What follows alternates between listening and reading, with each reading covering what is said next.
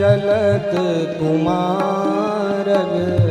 मेरो मन नित चलत कुमारग। मेरो मन नित चलत कुमारग। मेरो मन नित चलत कुमारग। मेरो मन नित चलत कुमारग। कब दुख दाह हरोगी श्यामा प्यारी, कब दुख दाह हरोगी श्री राधे रानी। कब तुम कृपा करोगी श्री राधे रानी। कब तुम कृपा करोगी।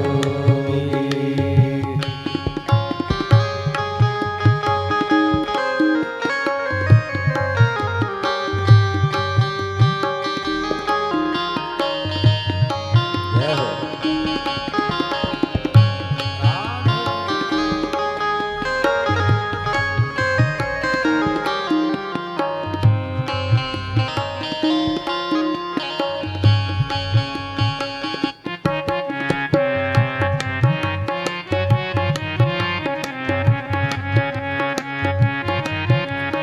श्री राधे।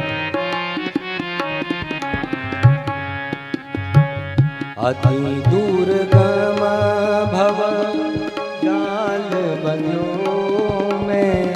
अति दुर्गम भव जाल बन्यो में। अति दुर्गम भव जाल बन्यो में। अति दुर्गम भव जाल बन्यो में। निज शरण ही कब लोगी राधे रानी, निज शरण कब लोगी श्री राधे प्यारी। कब तुम कृपा करोगी श्री राधे रानी। कब तुम कृपा करोगी।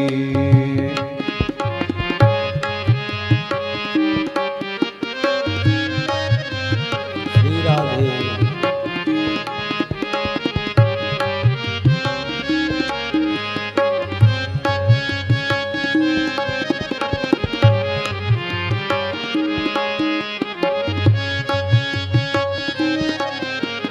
जय हो।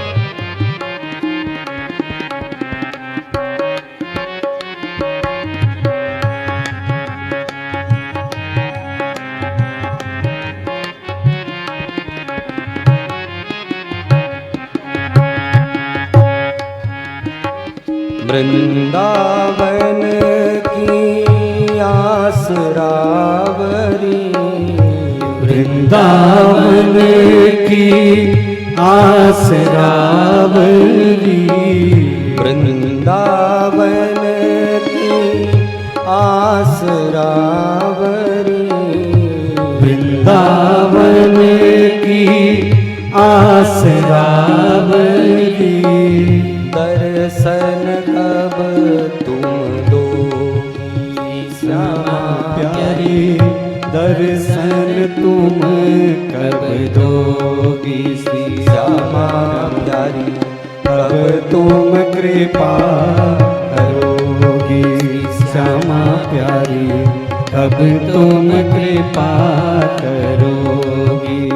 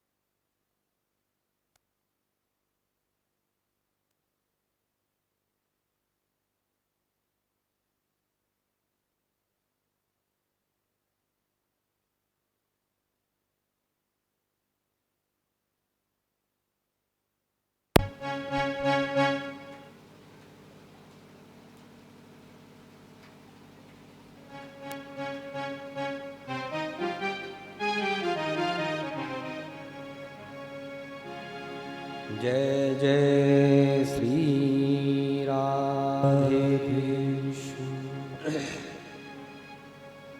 परम मंगलमय परात्पर अखिलेश्वर अखिल ब्रह्मांड जगत नियंता श्री बाल कृष्ण लाल की वांगमयी प्रतिस्वरूपा श्रीमद् भागवत महापुराण कथा ज्ञान यज्ञ के इस शुभ अवसर पर आप सभी भगवत चरणानुरागी श्रोत्रविंद मातृशक्ति आचार्यगण संगीताचार्य आप सभी का इस परम मोक्षदायिनी भागवती गंगा में अवगाहन करने के लिए हार्दिक हार्दिक अभिनंदन। आज हम सप्तम दिवस की कथा में प्रवेश करने जा रहे हैं। आज यह विराम दिवस है। विगत 7 दिनों से हम यहाँ निरंतर भागवती गंगा का रसपान कर रहे हैं। श्रीमान राधेलाल भट्ट जी, उनके अनुज, उनके ज्येष्ठ और उनका समस्त परिकर, उनके इस दिव्य संकल्प और परिश्रम दोनों से ही आज यह भागवती गंगा यहाँ पे विराम की ओर जा रही है। भगवान से हम भागवत जी से यही प्रार्थना करते हैं कि भागवत जी उनके समस्त कामनाएं पूर्ण करें और उनके जीवन में भगवत भक्ति ज्ञान वैराग्य की वृद्धि करे। उनके पूर्वजों को भी सद्गति प्रदान हो, ऐसी हमारी भागवत जी से कामना है। क्योंकि यह दिव्य जो भागवत है,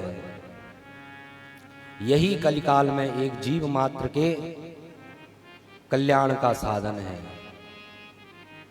एक बार जो भागवत श्रवण कर ले, भागवत की चरण शरण ग्रहण कर ले, तो निश्चित ही उसका कल्याण होता है।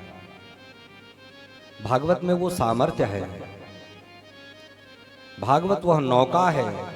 उस नौका में बैठ करके बोले यह भवसागर से पार उतारने वाली ऐसी दिव्य नौका श्रीमद् भागवत है। तो इस प्रकार से हमने भगवान के दिव्य दिव्य भागवत में भक्तों के चरित्र, भगवान के चरित्र और सुंदर कल की कथा में हम आप सब ने श्रवण किया कि किस प्रकार से भगवान का रुक्मणी जी से विवाह हुआ। और यहीं से भागवत का 10वें स्कंद का उत्तरार्ध भी प्रारंभ हुआ है। 50वें अध्याय से उत्तरार्ध प्रारंभ हो गया। तो हमारे जीवन में भी जब 50वां अध्याय लगता है तो उत्तरार्ध जैसे ही प्रारंभ हुआ तो भगवान जब मथुरा में गए तो 17 बार जरासंध ने आक्रमण किया। एक बार नहीं, 17 बार। ऐसे ही हमारे जीवन का भी जब उत्तरार्ध प्रारंभ होता है 50 के बाद, तो बोले फिर जरासंध के आक्रमण होते हैं। जरा कहते हैं बुढ़ापे को। तो 50 वर्ष की बाद फिर बुढ़ापा आने लग जाता है।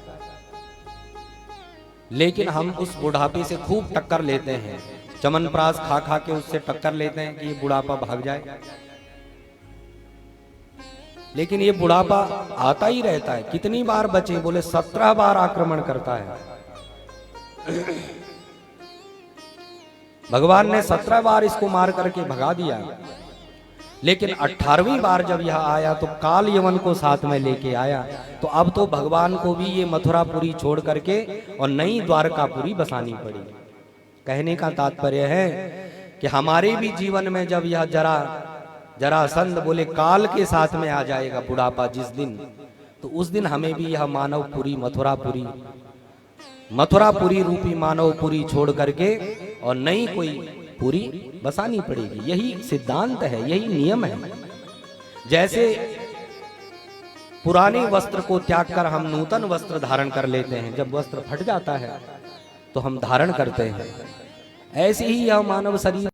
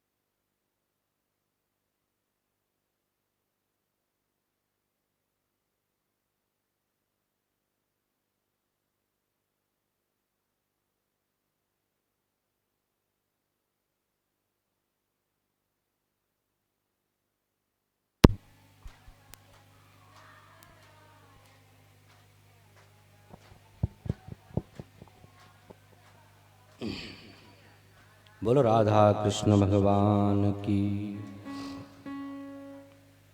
तो हम कह रहे थे जैसे भगवान को भी फिर बोले मथुरापुरी छोड़ करके, और जब काल यवन आया जरासंध के साथ तो मथुरापुरी छोड़ करके नई द्वारकापुरी बसानी पड़ी।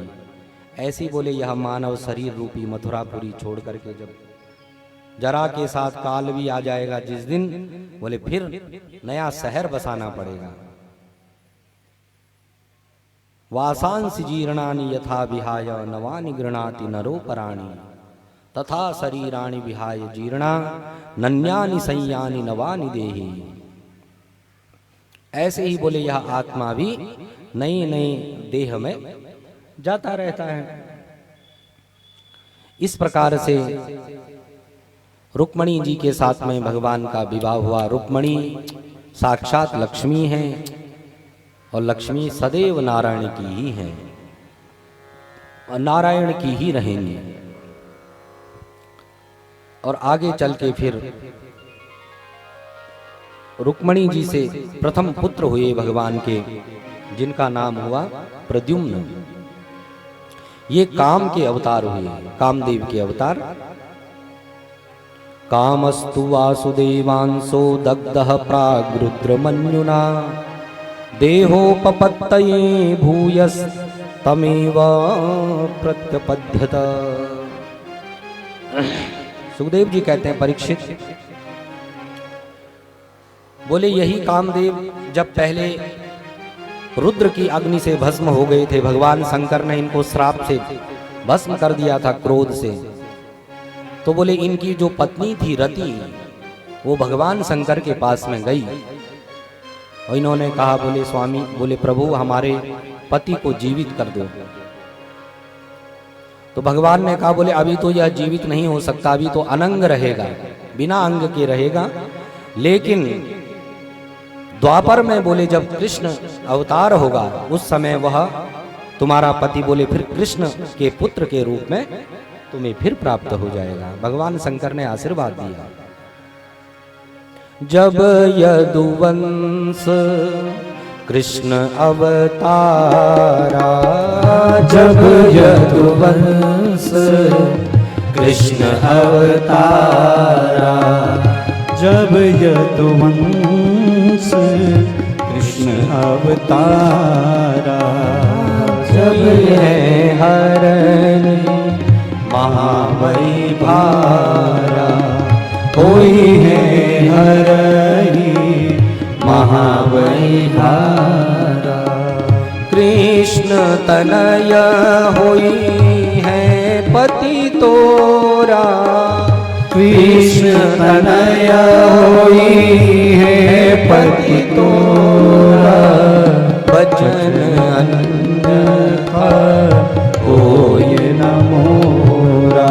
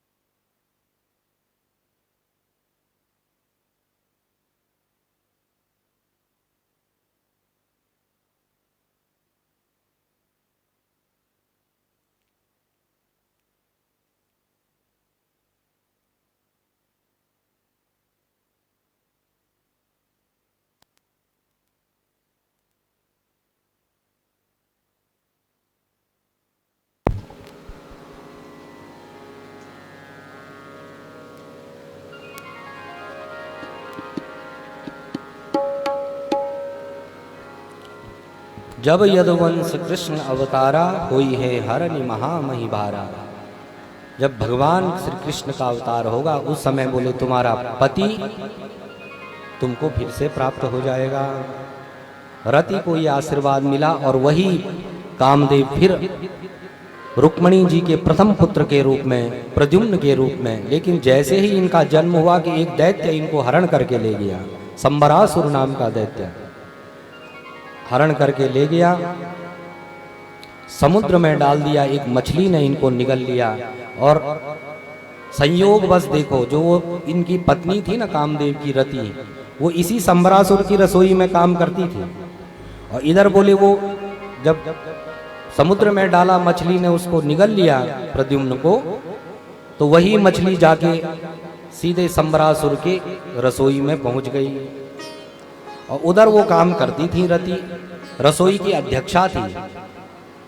तो जब वहां रसोई में मछली का पेट फाड़ा तो रति से कहा, बोले मछली के भीतर से ये बालक निकला है। नारद जी ने बताया था कि बोले तुम्हें तुम्हारा पति प्राप्त होगा, लेकिन तुम पहचान नहीं पाओगी। समझ गई कि बोले शायद यही मेरे पति हैं। तो फिर लालन पालन किया, रति ने अपने पति का लालन पालन किया। और कुछ समय के बाद जब थोड़े से बड़े हो गए प्रद्युम्न, तो अब इसका जो भाव था, पहले तो माँ की तरह लालन पालन किया, लेकिन जब थोड़े बड़े हो गए तो इसका भाव बदल गया। माता जैसा भाव इसका रहा नहीं। कभी कभी बोले हंस जाती, मुस्कुराती हैं प्रद्युम्न को देख के, कभी भौवें मटकाती हैं। तो प्रद्युम्न को लगा, बोले इनका ऐसा स्वभाव कैसा हो रहा है। पूछ लिया, मातृभावमतिक्रम्य वर्तसे कामनी तथा। बोले देवी आप में हमें मातृभाव नजर नहीं आता। तो फिर ये रति बोल गई, क्योंकि ये जानती थी ये हमारे पति हैं। तो रति ने कहा, भवान नारायण सुतः संबरेणाहृतो गृहात् अहम ते विकृता पत्नी रति कामो भवान प्रभु। बोले प्रभु हम आपकी पत्नी हैं, हमारा नाम है रति। बोले आप हमारे स्वामी हैं, कामदेव हैं। इस प्रकार से जब सारी घटना पूर्व की बताई, तब उनको याद आया। और फिर प्रद्युम्न जी ने संबरासुर के साथ में बड़ा भयंकर युद्ध हुआ। संबरासुर को प्रद्युम्न मार डाले और लौट करके फिर बहुरानी को साथ में लेके वापस लौटे द्वारका। कहाँ तो बाल्यकाल में ही, बचपने में ही हरण हो गया था, लेकिन जब इतने वर्षों के बाद लौट के आए तो साथ में बहुरानी को भी लेके आए। द्वारका वासियों ने जब प्रद्युम्न को आते देखा तो ये तो बोले कृष्ण के ही समान है, भगवान कृष्ण के ही समान प्रद्युम्न जी थे। एक साथ दोनों खड़े हो जाए तो कोई पहचान ना पाए कि प्रद्युम्न कौन है और भगवान कृष्ण कौन है। सब द्वारका वासियों ने प्रद्युम्न जी का स्वागत किया। और इस प्रकार से सुखदेव जी कहते हैं, परीक्षित भगवान के और भी विवाह हुए, एक ही विवाह नहीं हुआ, और भी हुए। बोले एक सत्राजीत नाम का राजा था। ये जो सत्राजीत था ये भगवान सूर्य का बड़ा भक्त था, सूर्य भगवान का मित्र था। तो सूर्य भगवान ने प्रसन्न होकर इसको एक मणि दी थी, ऐसी मणि कि बोले उस मणि का ये चमत्कार था कि वो रोज नित्य 8 भार सोना दिया करती थी। इतना वो मणि चमत्कारिक मणि थी। तो भगवान ने, कृष्ण ने एक बार कहा, बोले हम यहाँ के राजा हैं, द्वारकाधीश। तो बोले वो मणि राजा के पास आप जमा करा दो, क्योंकि कोई भी ऐसी बहुमूल्य वस्तु जब होती है तो बोले उसको राजा के पास जमा करा देना चाहिए जो सबके काम आए।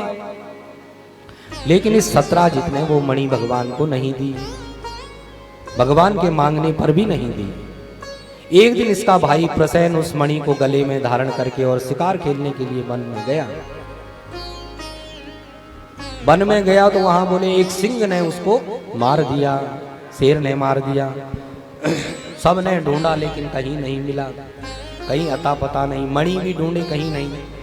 प्रसेन तो मिल गया, बोले मरा पड़ा है, लेकिन मणि का कुछ अता पता नहीं, कहाँ चली गई।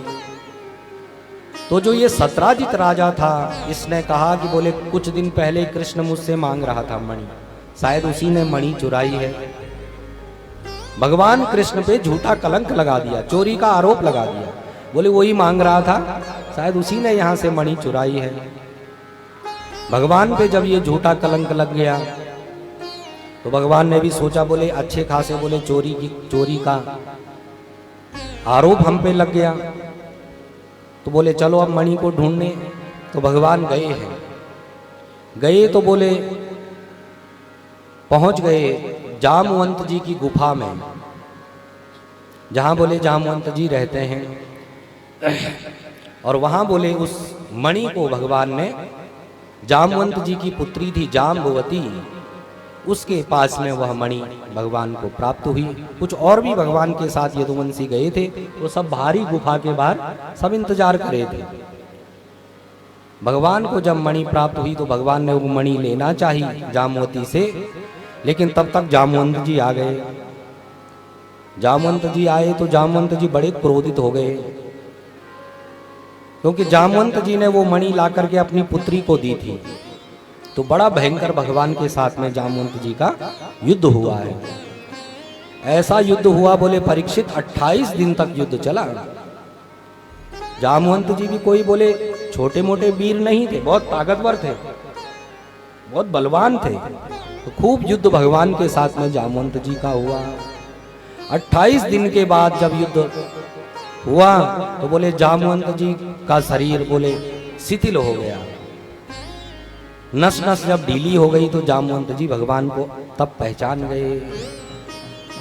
बोले ये कोई और नहीं, ये हमारे ही राम जी हैं। भगवान द्वारकाधीश को पहचान करके प्रार्थना करे, जाने त्वाम सर्वभूतानां प्राणः ओजः सहो बलम, विष्णुं पुराण पुरुषं प्रभविष्णुं मधीश्वरम। जामवंत जी ने भगवान की प्रार्थना करी। भगवान बोले अच्छा ठीक है, बोले अब ये मणि हमको दे दो। बोले प्रभु मणि तो हम आपको दे देंगे, लेकिन आपको हमारी कन्या जामवती से भी विवाह करना पड़ेगा। मणि के साथ में बोले हम अपनी कन्या भी आपको देते हैं।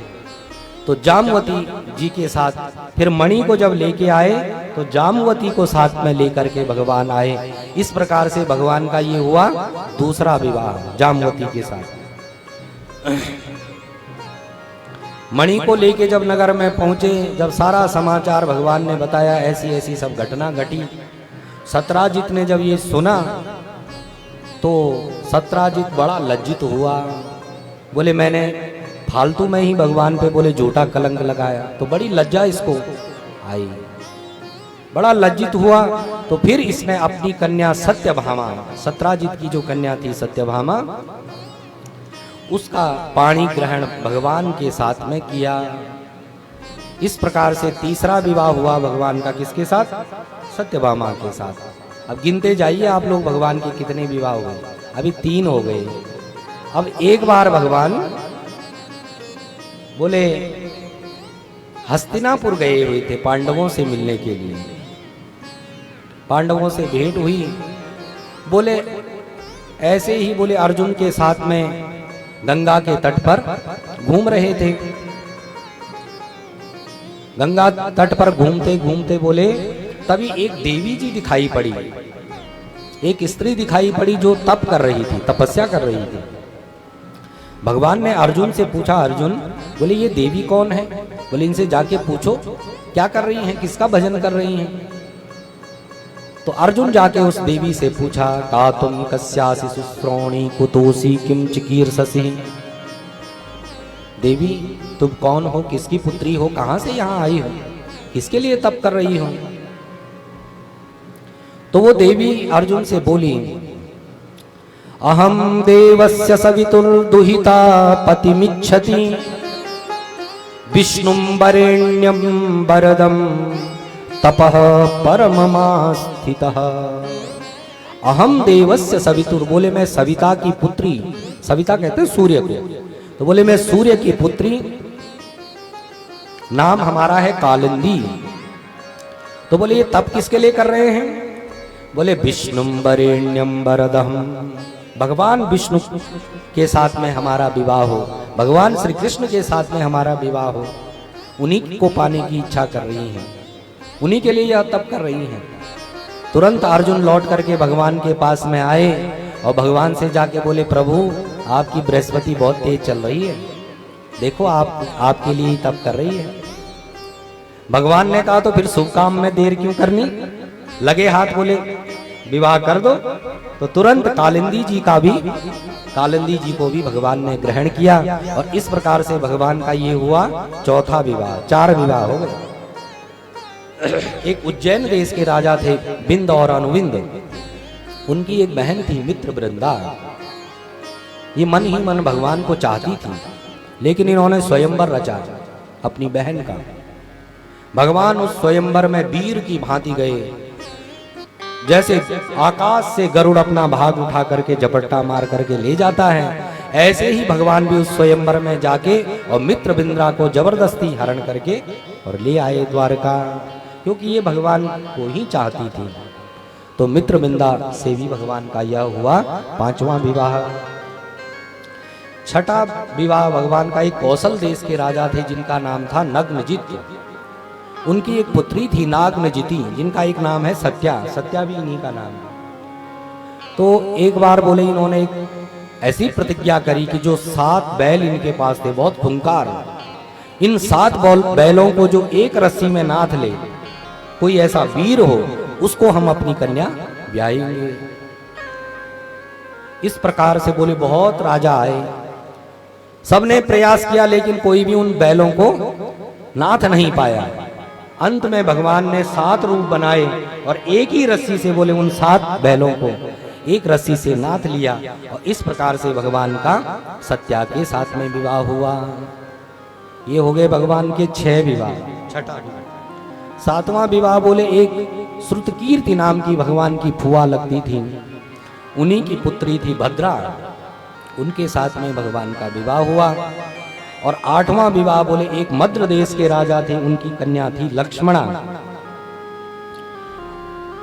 उन लक्ष्मणा का भी स्वयंवर हुआ था। उस स्वयंवर में भी जाके भगवान ने लक्ष्मणा का हरण करके ले आए हैं, क्योंकि ये लक्ष्मणा भी भगवान को चाहती थी। तो इस प्रकार से भगवान के हो गए कितने विवाह? 8 विवाह। 8 तो अष्ट तो भगवान की ये पटरानियां हैं, 8 तो। और फिर एक बार एक भौमासुर नाम का एक दैत्य था जो बड़ा भयंकर था। इसकी विस्तार से कथा है अन्य पुराणों में भी। ये क्या करता था कि बोले ये चाहता था कि मैं कई हजार कन्याओं के साथ में एक बार में विवाह करूं, कई राजकुमारियों के साथ में। तो इसने क्या किया कि बोले जहां जहां भी जिस भी राज्य में जिस राजा को भी यह परास्त करता था, उसके राज्य में जितनी भी कुंवारी कन्याएं होती थी, उन सब को पकड़ करके ये अपने यहाँ ले आता था और उनको बंदी बना देता था। ऐसे करते करते बोले इस भौमासुर के यहाँ 16,100 कन्याएं जमा हो गई। एक बार नारद जी ने भगवान को आके बताया, बोले वो भौमासुर बड़ा दुष्ट है, बोले सब कन्याओं का हरण करके ले आता है। नारद जी ने जब सब ये घटना बताई तो भगवान ने कहा चलो इसका बोले अभी काम तमाम कर देते हैं। तुरंत भगवान गरुड़ में आरूढ़ होके तभी सत्यभामा जी बोले हम भी आपके साथ चलेंगे। तो सत्यभामा को लेकर के भगवान पहुंचे प्राग ज्योतिषपुर, इसका नगर है। प्राग ज्योतिषपुर में जब भगवान पहुंचे तो इसका एक द्वार में एक द्वारपाल है, उसका नाम है मुर। ये मुर नाम का दैत्य बड़ा खतरनाक था, बहुत बलशाली था। ऐसा इसने पहरा लगा रखा था कि बोले उस नगर में कोई परिंदा भी पर न मार पाए, ऐसा नगर था प्राग ज्योतिषपुर। कई जगह तो बोले उसने ऐसा करंट की तारें बिछाई थी, कोई भी जाता था तो उसको बिजली का करंट लगता था। भीतर कोई प्रवेश किसी का नहीं था, द्वार पे ये खड़ा रहता था। भगवान ने जोर से ललकारा, तुरंत यह मुर नाम का दैत्य बाहर आया। भगवान ने इस मुर का भी सर धड़ से अलग कर दिया, मुर को समाप्त किया। इसलिए भगवान का एक नाम पड़ा मुरारी। मुर को जो मारने वाले हैं वो मुरारी। बोल मुरारी भगवान की। और फिर भगवान ने इस भौमासुर का भी उद्धार किया और फिर उसके कारागार में जो कन्याएं थी सबको मुक्त किया। कन्याओं ने कहा, बोले प्रभु अब हम तो बोले इतना समय बोले हमको यहाँ हो गया इसके यहाँ, तो बोले अब हम घर तो वापस जा नहीं सकती, क्या करें? बोले आप ही हमें स्वीकार कर दो। तो भागवत में लिखा है एक ही मुहूर्त निकाला गया, एक मुहूर्त में एक ही दिन 16,000 आचार्य 100 आचार्यों को बुलाया गया और उतने मंडप बनाए गए और एक साथ भगवान ने उतने रूप बनाए और 16,100 कन्याओं के साथ में एक साथ विवाह कर लिया। अब कितने विवाह हो गए भगवान के? 16,108। इस प्रकार से अब देखिए आगे, जब हर रानी से 10-10 पुत्र, 10-10 बेटा हुए, हर रानी से भगवान के 10-10 पुत्र हुए और एक एक कन्या हुई। अब आप लगा लो हिसाब कितने हुए। हर रानी से 10-10 पुत्र हुए तो कितने हो गए? बोले भगवान के 1,61,080 तो पुत्र हुए और 16,108 कन्याएं भी हुई और 16,108 रानियां भी हैं। कितना बड़ा भगवान का परिवार है। तो बोले इतने छोटे से परिवार में भगवान बड़े प्रसन्न रहते हैं। कभी अब देखो, जब परिवार में बहुत लोग होते हैं ना, तो कभी कोई रूठ जाता है, कभी कोई रूठ जाता है। सबको नहीं मना सकते, बड़े परिवार में यही दिक्कत है। तो भगवान सबको प्रसन्न रखते हैं। लेकिन एक दिन देखो, आज तक सब रूठे, सब रानियों को भगवान ने मनाया, लेकिन रुक्मणी जी आज तक कभी रूठी नहीं। आज भगवान के मन में विचार आए कि चलो रुक्मणी जी के साथ में कुछ हास परिहास करते हैं। तो भगवान तुरंत रुक्मणी जी के कक्ष में गए। रुक्मणी जी ने जैसे भगवान को आते हुए देखा तो खड़ी हो गई। आइए प्रभु। भगवान पास में आकर के रुक्मणी जी के पास में आके बैठ करके और रुक्मणी जी को पास में बिठा करके बात करने लगे। बोले देवी, आज हम आपसे कुछ बात करना चाहते हैं। भगवान तो हास परिहास के मूड में आए हैं, लेकिन रुक्मणी जी को ऐसा लगा कि भगवान शायद कुछ आज विशेष बात हमसे कर रहे हैं। भगवान कहते हैं, बोले देवी एक बात बताओ। बोले कहाँ आप इतनी सुंदर, कुंडनपुर, बोले उस समय, बोले इस समय आपके सौंदर्य के बराबर इस धरा पर कोई सुंदर नहीं। और कहाँ हम काले कलूटे, बोले गंवार ग्वाले। बोले आपने, हमें समझ ये बात नहीं आई कि आपने हमारे साथ विवाह क्यों किया। अब देखिए, इतना वर्ष विवाह के बीत गए, पुत्र भी हो गए, आज भगवान ये बात कह रहे हैं। रुक्मणी जी बड़ी परेशान हो गई। बोले इतने दिनों के बाद आपको याद आई। बोले देवी, हमारे भीतर कोई गुण नहीं है। बचपन में भी हम चोरी थे, सब हमको चोर बोलते थे। चोराग्रगण्यम पुरुषम नमामि। तो बोले बचपन में भी चोर थे, अभी भी रणछोड़ बने बैठे हैं द्वारका में। बोले ऐसा कोई गुण हमारे भीतर नहीं, फिर भी आपने ऐसा हमारे में क्या गुण देख लिया कि आपने हमसे विवाह किया। और भगवान कहते हैं, देवी जो शिशुपाल था ना, जिसके साथ तुम्हारा विवाह हो रहा था, वो तो चैदी नरेश दमघोष का पुत्र, राजा का पुत्र था। इतना पराक्रमी वीर। बोले उसको छोड़ करके आपने हमें गाय चराने वाले ग्वाले के साथ में विवाह किया। अंत में तो भगवान ने हद ही कर दी। क्या बोले? बोले देवी अभी भी कुछ बिगड़ा नहीं है। इतना जब भगवान बोले तो रुक्मणी जी तो अवाक रह गई और मूर्छित होके गिरने ही वाली थी कि भगवान ने चतुर्भुज रूप प्रकट कर लिया और अपने हाथों में रुक्मणी जी को पकड़ लिया। रुक्मणी जी को लगा कि बोले भगवान सच में यह कह रहे हैं। भगवान ने कहा, बोले देवी हम तो आपसे हास परिहास कर रहे थे, मजाक कर रहे थे, आप तो सच में ही मान बैठी। लेकिन रुक्मणी जी फिर शांत भाव से कहती हैं, बोले प्रभु आपने चाहे हास परिहास में ही कहा, लेकिन बात आपने बिल्कुल सही कही। आप कहते हैं कि बोले हमारे भीतर कोई गुण नहीं है, तो सत्य है। भगवान तो तीनों गुणों से परे हैं, निर्गुण ब्रह्म है, निराकार निर्विशेष। तो बोले आप सत्य ही कहते हैं। बोले आप हैं ही तीनों गुणों से परे हैं। इस प्रकार से रुक्मणी जी ने भगवान की हर बात का जवाब भगवान को दिया। और भगवान कहते हैं, बोले देवी आज हमें पता लगा कि आप इतनी पढ़ी लिखी हैं। तो इस प्रकार से देखिए, भगवान का इतना बड़ा परिवार है, लेकिन फिर भी भगवान सदा हास परिहास करते हुए प्रसन्नता के साथ में अपने परिवार के साथ में रहते हैं। इस प्रकार से आगे बोले भगवान के जैसे विवाह हुए तो भगवान के पुत्रों के भी विवाह हुए, भगवान के पुत्र पौत्रादिकों के विवाह हुए। भगवान के पुत्र प्रद्युम्न, प्रद्युम्न के पुत्र अनिरुद्ध, अनिरुद्ध जी के 2 विवाह हुए। एक पहला विवाह रुक्मी की जो पौत्री थी रोचना, उनके साथ में अनिरुद्ध जी का विवाह हुआ। और इस विवाह में तो दाऊ जी ने रुक्मी को ही मार दिया। जुआ खेल रहे थे, जुआ खेलने की थोड़ा दाऊ जी को आदत थी, तो बोले विवाह का समय था तो इधर दाऊ जी भी पासा फेंक रहे थे, उधर रुक्मी भी खेल रहा था। बार बार रुक्मी कहता है कि तुम हार रहे हो, छल कर रहा है।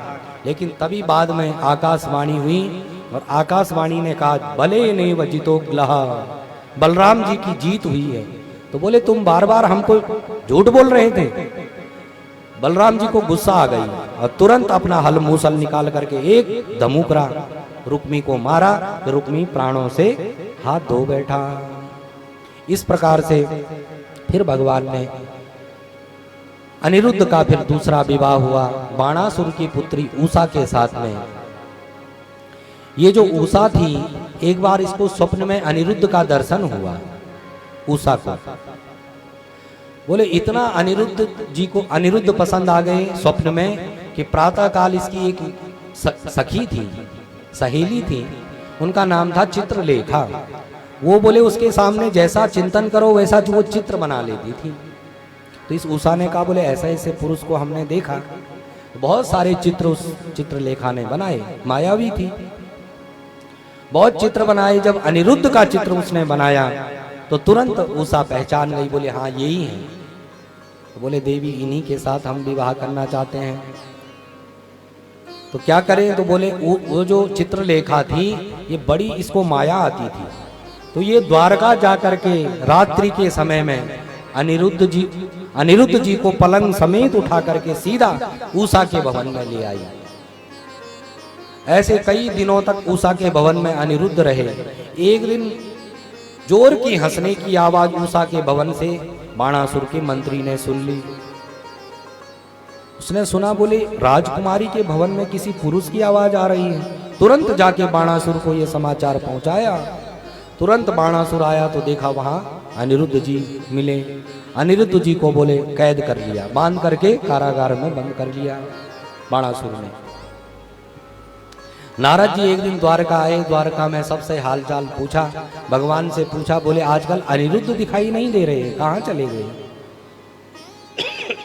भगवान ने कहा तो फिर नारद जी ने बताया कि बोले वो बाणासुर के यहाँ कारागार में कैद हैं। इस प्रकार से फिर भगवान गए हैं अपनी सेना लेकर के। बाणासुर के साथ में भगवान का बहुत बड़ा युद्ध हुआ है। ऐसे ऐसे अमोघ अस्त्र, नारायण अस्त्र, पाशुपतास्त्र वहां चल गए। ये जो बाणासुर था ना, ये भगवान शिव का बहुत बड़ा भक्त था, तो भगवान शिव ने भी इसकी रक्षा करी। भगवान शिव इसकी द्वार पे रक्षा करने के लिए खड़े हो गए। तो भोलेनाथ पे ज्वरमणास्त्र का भगवान ने प्रयोग किया, जिससे भोलेनाथ को जमाई आने लग गई। भगवान भीतर प्रवेश किए और बाणासुर के साथ में बड़ा भयंकर युद्ध हुआ है। और अंत में जब बाणासुर थक हार गया तो फिर बाणासुर ने भगवान से प्रार्थना करी, क्योंकि भोलेनाथ का पहले तो भोले बाबा का भक्त है। भोलेनाथ ने कहा, बोले प्रभु अब इसको क्षमा कर दो, इसको मारो मत। तो भगवान कहते हैं, बोले इसको वैसे भी हम मारते नहीं। क्यों? बोले ये प्रहलाद जी का वंशज है। प्रहलाद के पुत्र विरोचन, विरोचन के पुत्र बलि और बलि के पुत्र बाणासुर। इसलिए बोले प्रहलाद जी को भगवान ने आशीर्वाद दिया था ना। इस प्रकार से फिर अपने पौत्र अनिरुद्ध को लेकर के भगवान द्वारकापुरी में आए। तो अनिरुद्ध जी के 2 विवाह हुए। कौन कौन से? पहला रोचना के साथ और दूसरा बाणासुर की पुत्री उषा के साथ।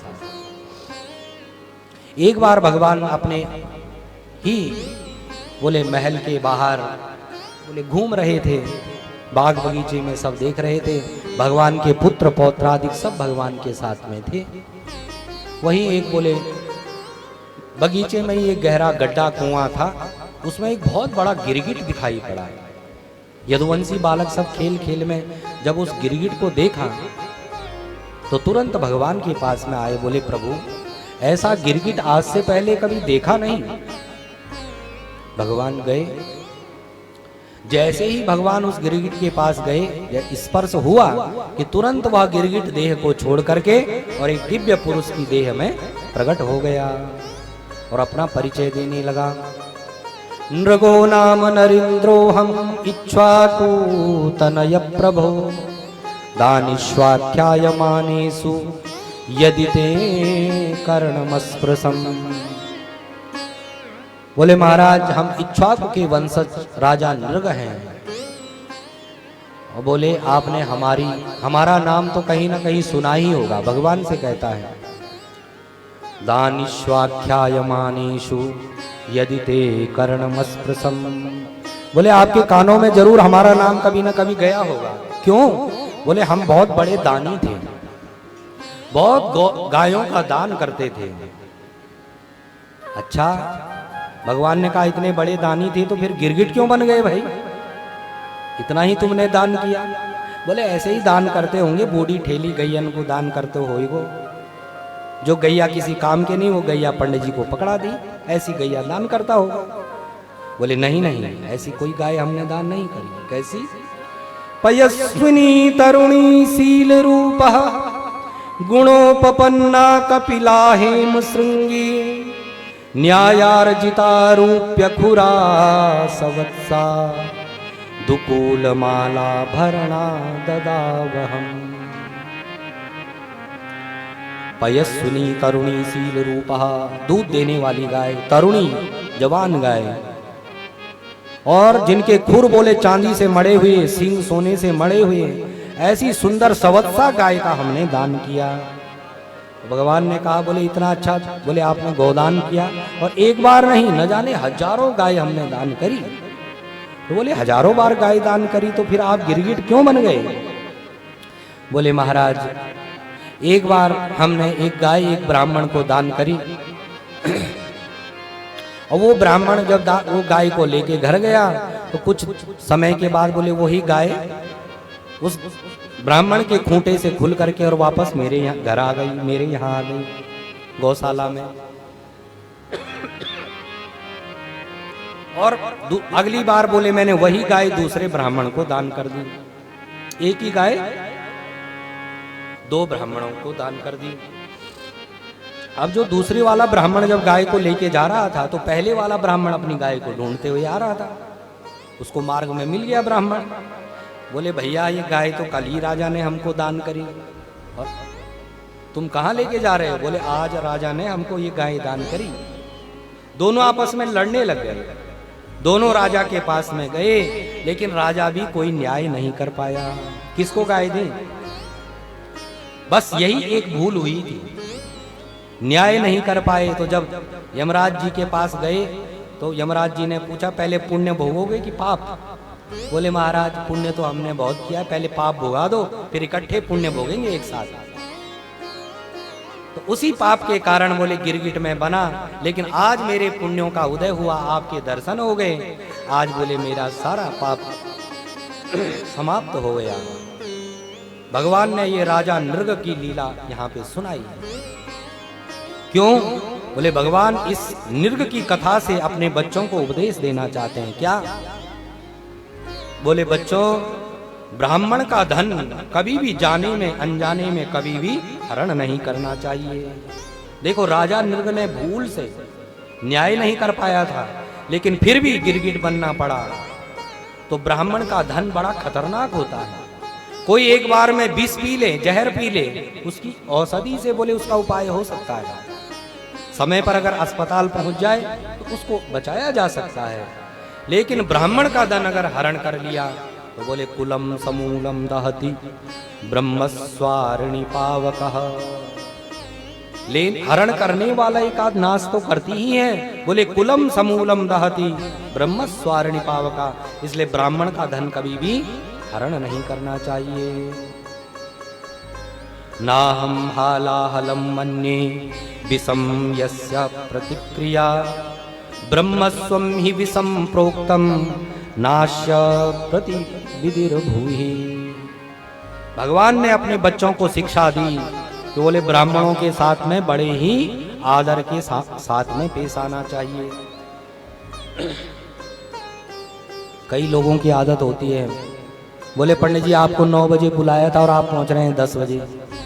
पंडित जी कोई उल्टा सीधा लोग बोल देते हैं, अरे ब्राह्मण आपके घर में आया है, आपके यहाँ यज्ञ कराने आया है, तो ब्राह्मण से बड़े आदर के साथ में बात करो।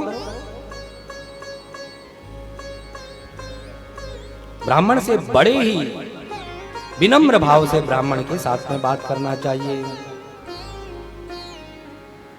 क्योंकि भगवान जानते हैं कि जो यदुवंशी बालक है ना, ये बड़े ही उच्छृंखल हो गए हैं। इसलिए भगवान ने सारे यदुवंशी बालकों को ये उपदेश किया, भय बिनु होय न प्रीति, बिना भय के प्रीति नहीं। एक बार दाऊ जी बोले ब्रज में गए, वृंदावन, वहां नंद बाबा यशोदा सबको दाऊ जी मिले हैं, और इस प्रकार से दाऊ जी का बड़ा ही स्वागत सत्कार वृंदावन में हुआ। एक पौंडरक नाम का राजा था, सुखदेव जी कहते हैं परीक्षित, वो तो बोले जब भगवान इस धराधाम पर थे तो भगवान का ही रूप बना करके और सबको कहने लगा कि बोले अब द्वारकाधीश की पूजा करना बंद करो, मैं ही श्री कृष्ण हूँ, मैं ही विष्णु हूँ, नारायण हूँ। ऐसा इसने रूप बनाया कि ऐसा लगा जैसे ये साक्षात नारायण है। नकली सुदर्शन चक्र लगा लिया, एक खटका दबाता है कि बोले सुदर्शन चक्र चालू हो जाता है।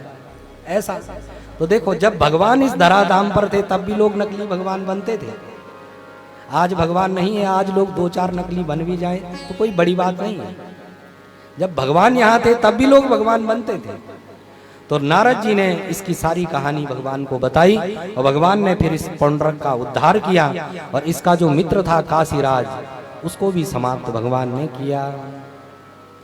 एक द्विविद नाम का बानर था, बड़ा ही उच्छृंखल यह बानर था। इसने भी बोले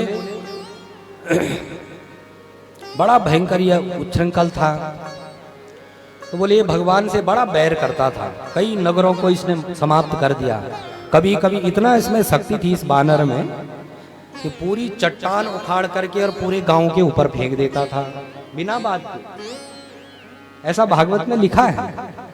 बोले पूरे नगर को ही ध्वस्त कर देता था। इतना इसने उत्पात मचाया कि जो भी देखता था, जिस गांव में ये जाता था, तो लोगों का प्राण इसके भय से कांपता था कि दुविध आ गया। पूरे गांव को ही समाप्त कर देता था। एक बार, अब देखो, दाऊ जी गए हुए थे तीर्थ यात्रा में। एक बार दाऊ जी अपना एकांत में बैठ करके अपना भजन कर रहे थे, संध्या बंदन आदि कर रहे थे। वहीं दाऊ जी का एक कलश रखा हुआ था, मधु कलश। तब तक ये दुविध आ गया।